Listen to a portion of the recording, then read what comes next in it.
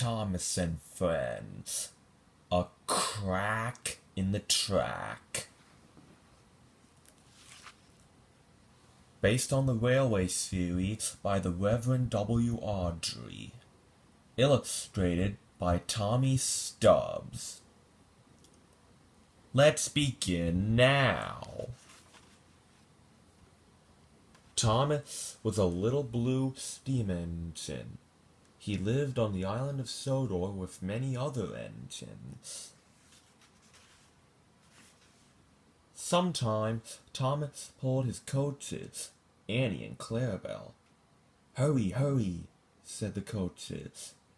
Sometimes Thomas pulled freight cars. "Faster, faster," said the foolish freight cars. They would try to push Thomas down the hill. And sometimes Thomas traveled all by himself across the island.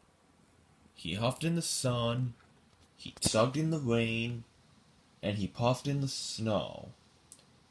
"There is nothing a train cannot do," Thomas said proudly. One morning, Henry the Green Engine would not come out of his shed. He had boiler ache. So Sir Topham Hatt asked Thomas to help. "Beep, beep," Thomas said to the people. "I can take you where you want to go." Soon clouds gathered. The sky grew dark. Thunder rumbled. Plip, plop, clunk. Hail began to fall. It fell on Thomas. It fell on the tracks. Suddenly, Thomas's driver saw trouble ahead. "Slow down," said the driver. The hail had made a crack right there in the track. Thomas had to stop. Thomas came to a stop. His driver called out, "We cannot go forward, and we must not go back." "Everyone off," the conductor said. "Now what shall we do?" said the people. "They have to come up with something to do." They climbed down from the coaches. They climbed up onto the road. Bertie the bus was just passing by. Bertie beeped his horn merrily. "A bus is as good as a train," he said. "I can take you where you want to go." So all the people climbed on board Bertie. Bertie scooted down the road. "A bus is as good as a train," the people said. Suddenly, Bertie's driver saw trouble ahead. "Slow down," the driver said. There in the road was a bright green toad. Bertie came to a stop. His driver called out, "There's a toad in the road. We will have to unload." "Everyone off," said Bertie's driver. That toad in the road caused a fuss on the bus. "What will happen to us?" the people said.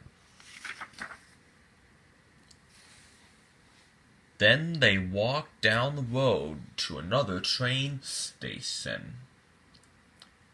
But the trains were not running. "Why not?" asked the people. They soon found out.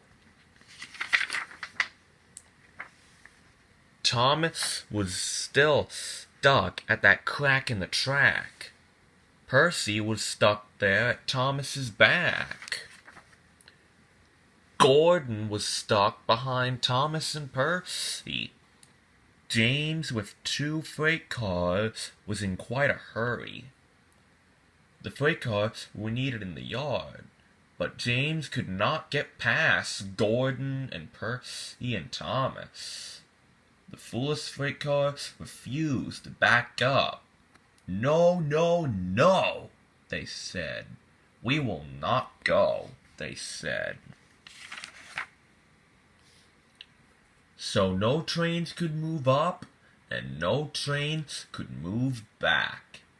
They were stuck where they were, at that crack in the track. Yep, they're going nowhere. I hope they fix that crack soon. I guess there are some things that a train cannot do, said Thomas, its driver.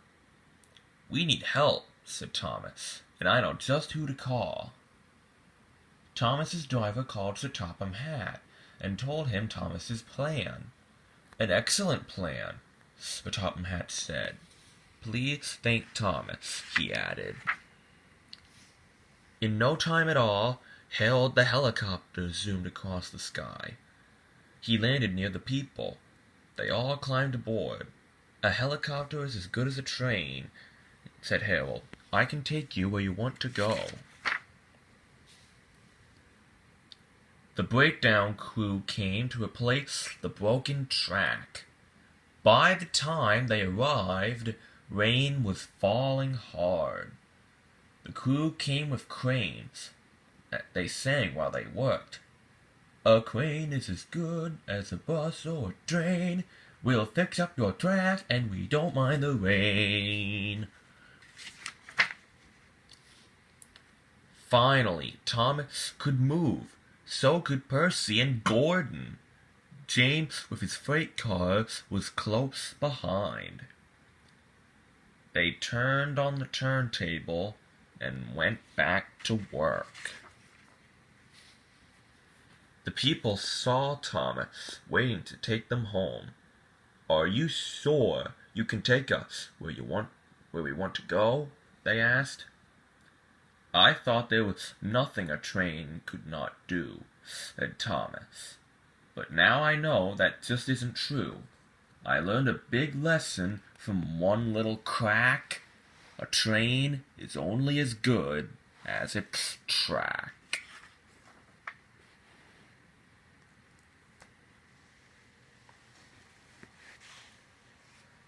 What a silly story.